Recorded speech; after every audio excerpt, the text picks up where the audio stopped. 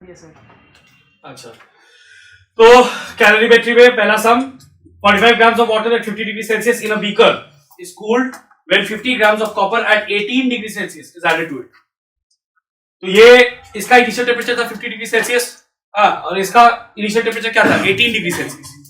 तो ये दोनों को जब मिक्स करेंगे तो क्या होगा, दोनों के बीच में हीट एक्सचेंज होगा, हीट एक्सचेंज होकर के कोई ना कोई बीच का टेम्परेचर पे आके सेटल करेगा, पूरा फाइनल मिक्सचर का टेम्परेचर, राइट।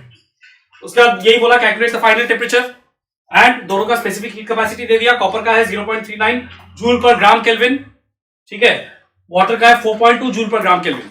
अब एक तो सबसे पहला चीज है नोट करने का, जो कई लोग भूल जाते हैं यहाँ पे, कि ये स्पेसिफिक हीट कैपेसिटी में देखना पड़ेगा कि किसके हिसाब से दिया है, जूल पर किलोग्राम के हिसाब से दिया है कि जूल पर ग्राम के हिसाब से दिया है।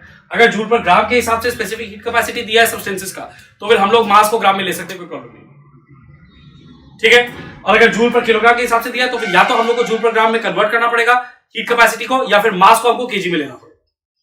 अंडरस्टूड।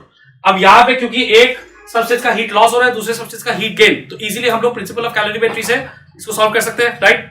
तो bye the principle of calorimetry ये स्टेटमेंट लिखना है, जो तुम लोग नहीं लिखे हो ये स्टेटमेंट को ऐड करो। Bye the principle of calorimetry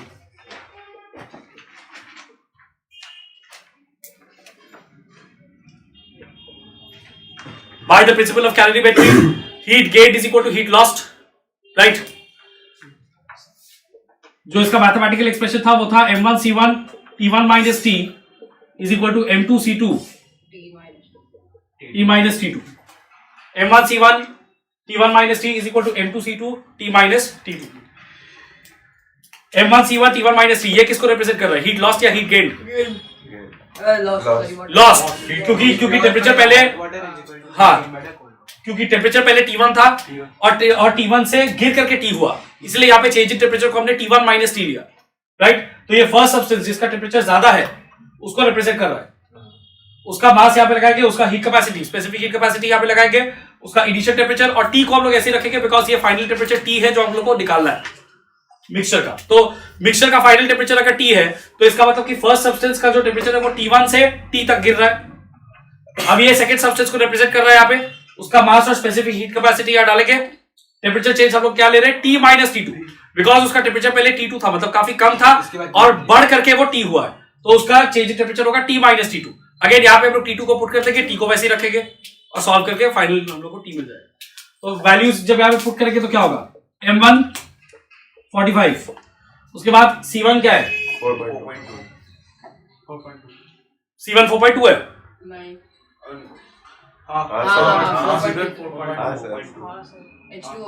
पक्का दो, क्योंकि वाटर का ले रहे फर्स्ट में,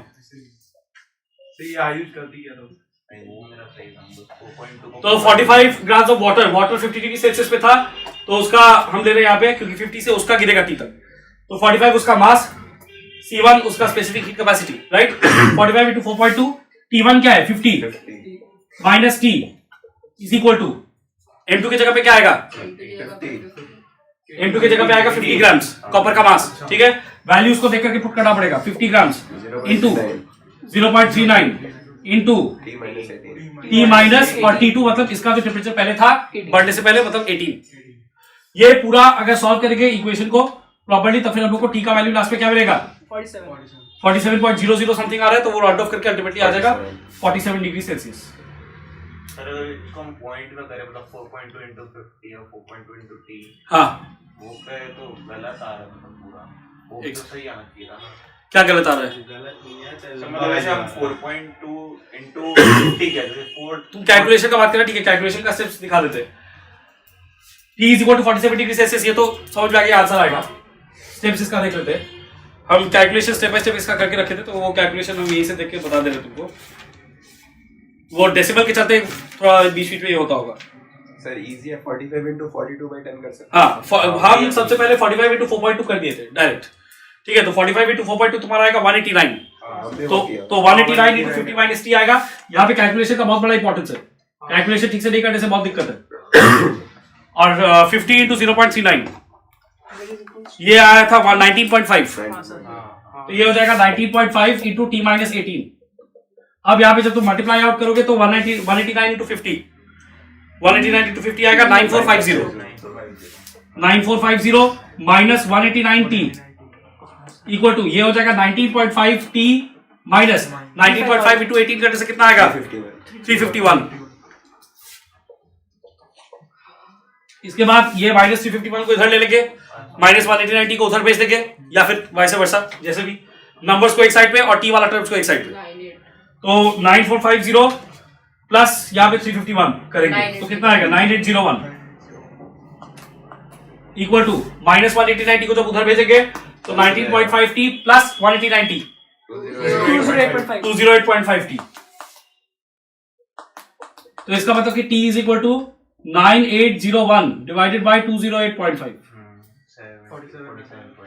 इसका 47.00 समथिंग आएगा, तो रफली 47 डिग्री सेल्सियस।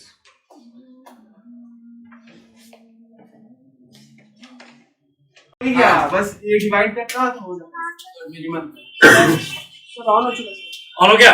अच्छा, तो 250 grams of water at 30 degree Celsius is contained in a copper vessel of mass 50 grams। Copper container में, कॉपर कंटेनर का मास है 50 grams। Calculate the mass of ice required to bring down the temperature of the vessel and its contents to 5 degree Celsius। तो container में रखा हुआ है, copper container में water, और वाटर का मास है 250 grams, temperature 30 degree Celsius. Water 30 degree Celsius पे है, तो फिर इसका मतलब कि वो जो कॉपर कंटेनर है वो भी 30 डिग्री सेल्सियस टेम्परेचर पे ही है, क्योंकि उसमें 30 डिग्री सेल्सियस का वाटर रखा हुआ है। ठीक है, ये दोनों में मतलब जब हम लोग इस वाटर में आइस डालेंगे तो दोनों का यानी कि वाटर का और जो कंटेनर है उसका दोनों का टेम्परेचर गिरेगा, और फाइनली पूरे मिक्सचर का टेम्परेचर 5 डिग्री सेल्सियस होना चाहिए। ये प्रॉब्लम है। ठीक है, तो अब हम लोग का क्या होगा, जो कॉपर वेसल है 30 डिग्री सेल्सियस पे वो भी हीट देगा, उसका भी कुछ हीट लॉस्ट होगा, और जो वाटर है 30 डिग्री सेल्सियस पे उसका भी कुछ हीट लॉस्ट होगा। ये दोनों का मिलाकर के टोटल हीट लॉस्ट होगा। हीट गेन क्या होगा, एक तो जो आइस है वो मेल्ट करेगा, तो ml मतलब जितना उसको हीट चाहिए मेल्ट करने के लिए Q is equal to ml, वो हीट लॉस्ट होगा, और फिर वो आइस जब वाटर में कन्वर्ट हो जाएगा तो वो जो वाटर है उसका टेम्परेचर 0 से 5 तक बढ़ाने के लिए जितना हीट चाहिए वो भी हम लोग को हीट गेन में लेना पड़ेगा। ये होगा total heat gain. Total heat lost equal to total heat gain by the principle of calorimetry. Answer आ जाएगा। ठीक है, बहुत लंबा डिवीजन है। वो ठीक है। एक बार में इसको ऐसे लिख सकते हैं, bye the principle of calorimetry.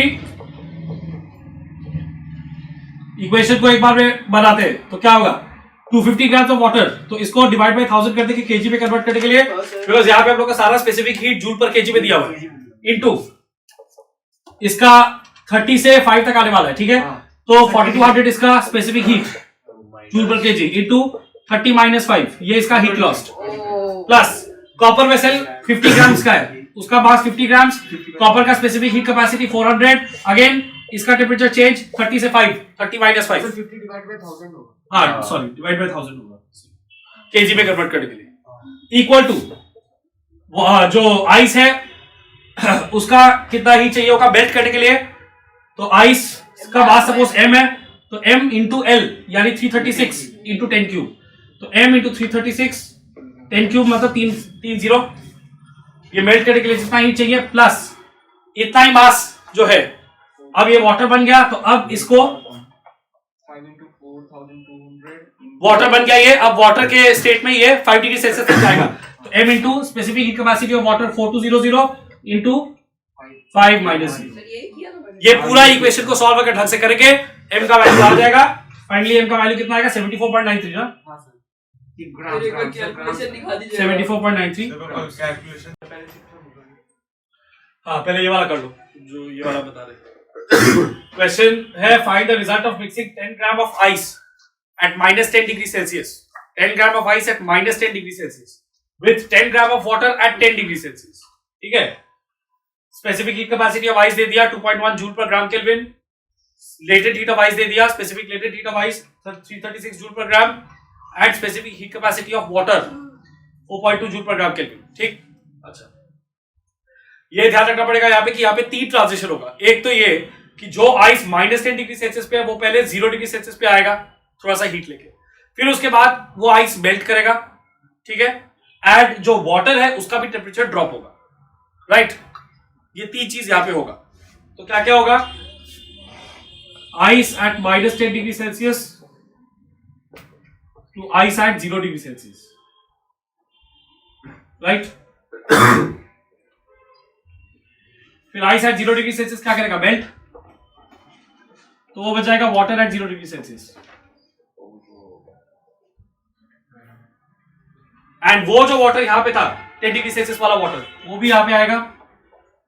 तो वाटर एट 10 डिग्री सेल्सियस वो दूसरी तरफ से उसका टेम्परेचर ड्रॉप होकर यहाँ पे आएगा। ठीक है, ये कॉन्सेप्ट है सबका। अब यहाँ पे हम लोग को सबसे पहले ये कैलकुलेट करना पड़ेगा कि कितना हीट ये वाटर दे रहा है, राइट, और कितना हीट हम लोग को चाहिए इस आइस को -10 से 0 तक ले जाके मेल्ट कराने से। पहला बात ये है कि ये आइस जो -10 डिग्री सेल्सियस पे, इसको पहले 0 तक ले जाना पड़ेगा, उसमें नॉर्मल हीट अब्जॉर्प्शन होगा। तो वहां पे हम लोग क्या फॉर्मूला यूज करेंगे, mc डेल्टा टी, राइट। फिर उसके बाद ice at 0 to water at 0 क्या फॉर्मूला यूज करेंगे, ml। 10 ग्राम ऑफ आइस है और तुम लोग का जो हीट कैपेसिटी है सब जूल पर ग्राम में दिया हुआ है, तो इसलिए केजी में कन्वर्ट करने की कोई जरूरत नहीं है। तो यहाँ पे सबसे पहला हम लेते हैं Q1 सपोज, इस ट्रांजिशन के लिए ice at -10 to ice at 0, ठीक है, हीट अब्सॉर्ब बाय आइस। तो ये हो जाएगा m1 c1 और फिर उसके बाद t1 माइनस टी या t माइनस t1, जैसे भी सोचे।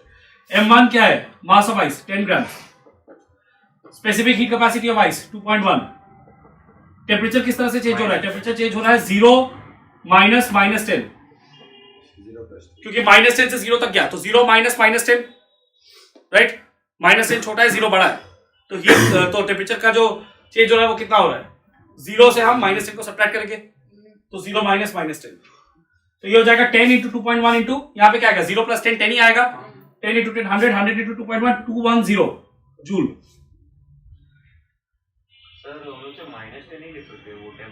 -10 क्यों लिखेंगे, टेम्परेचर का जब तुमको यहाँ पे डिफरेंस निकाला होगा तो हमेशा larger temperature minus smaller temperature करेगा। लार्जर टेम्परेचर क्या है 0 और स्मॉलर टेम्परेचर है -10, तो 0 -10, ये डेल्टा टी हमेशा पॉजिटिव में आएगा। नहीं, टेम्परेचर चेंज नेगेटिव में नहीं लेंगे, पॉजिटिव में लेंगे, हमेशा larger temperature minus smaller temperature. उसके बाद Q2 सपोज ये है, तो Q2 में हम क्या फॉर्मूला यूज करेंगे, ml, ठीक है। यहां पे हमने यूज किया mc डेल्टा टी,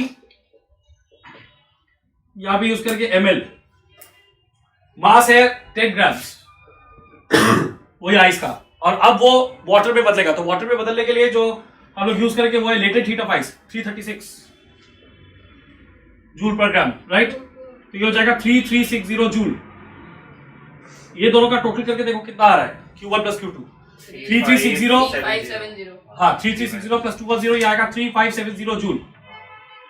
इतना हीट रिक्वायर्ड है ये सारा आइस को -10 से 0 तक ले जाके मेल्ट कराने में, वाटर एट, यानी कि -10 से 0 तक का आइस और फिर ice at 0 to water at 0।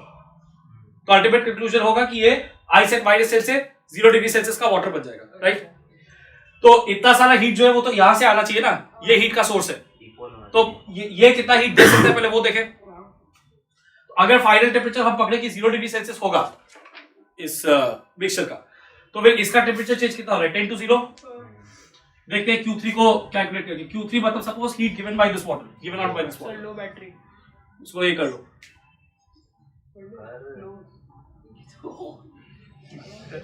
ओ उसका कुछ हो नहीं सकता, वीडियो चल रहा है। हाँ वो चलता रहेगा। तो Q3 का यहाँ पे क्या करेंगे, हम कैलकुलेट करेंगे mc डेल्टा टी फॉर्मूला से ही, ये वाटर का हीट गिवन आउट, तो ये हो जाएगा अगेन 10 ग्राम इसका मास है, इसका स्पेसिफिक हीट कैपेसिटी 4.2, इसका टेम्परेचर चेंज होगा 10 - 0, तो ये कितना होगा 4.2 × 10 42, 42 × 10 420।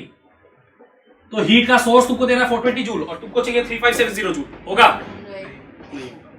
तो इसका मतलब कि ये जो पूरा आइस है वो पूरा का पूरा आइस मेल्ट नहीं करेगा, उतना एनर्जी नहीं है हम लोग के पास, ठीक है।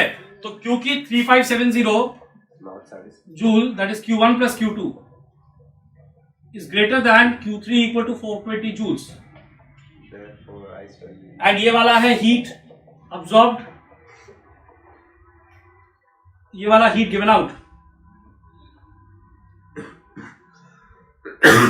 therefore entire ice will not melt। पहले तो ये कंक्लूजन हम लोग यहां पे निकाल दिया, पूरा आइस मेल्ट नहीं करेगा। यहां तक पहले कॉपी करो, इसको पॉज कर दो, पॉज होता है, बंद कर, वो कर दो, अपने आप ये हो जाएगा। ये वाला एक्सपेक्ट कर दिए थे कि यहाँ पे जितना हीट इसको चाहिए होगा आइस को -10 से 0 तक आने के लिए और फिर उसके बाद मेल्ट करने के लिए, वो टोटल हीट बहुत ज्यादा है एज कम्पेयर टू जितना हीट ये वाटर दे पा रहा है।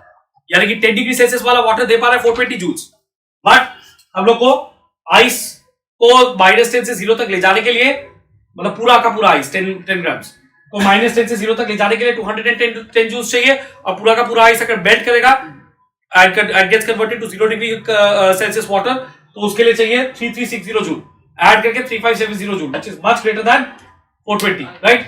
तो हीट जितना सप्लाई हो पा रहा है that is 420 joules only, but हम लोग का रिक्वायरमेंट है पूरा 3570 जूल्स का उस आइस को पूरी तरह से मेल्ट करने के लिए, तो वो तो ये तो पॉसिबल नहीं है। तो इसका मतलब कि पूरा का पूरा आइस मेल्ट करेगा ही नहीं, राइट। बट हाँ, ये हम लोग अज्यूम कर सकते हैं कि पूरा का पूरा आइस -10 से 0 तक आ जाएगा, बिकॉज उसमें 210 जूल्स हीट ही चाहिए, एंड वो ये 420 में से मिल जाएगा। बट उसके बाद ऑब्वियसली मेल्टिंग जो है उसके लिए 3360 जूल चाहिए, उतना हम लोग को नहीं मिलेगा, तो इसके लिए only some part of the ice will melt. ठीक है, तो कितना आइस मेल्ट करेगा, सपोज हम लोग को अज्यूम कर लेते हैं, let that mass be m1 suppose, ठीक है। तो इसका मतलब कि जो Q2 होगा वो होगा m1 into L एक्चुअली। तो ये लिख लेने के बाद, ये पूरा लिख लेने के बाद तुम लोग को लिखना होगा entire ice will not melt, let m1 grams of ice melt, ठीक है, let m1 grams of ice melt, ये स्टेटमेंट होगा। अब यहां पे लिख देते हैं let m1 grams of ice melt.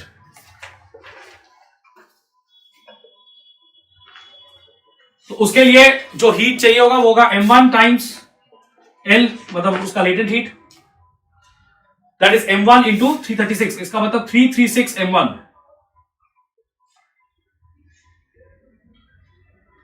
Right. अब ये 210 प्लस 336 m1, ये पूरा हीट तो वो 420 से आएगा।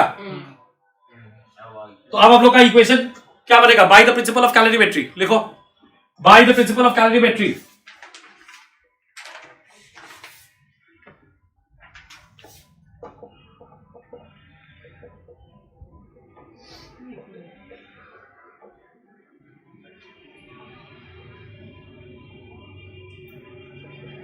To 210 plus 336 m1 is equal to 420।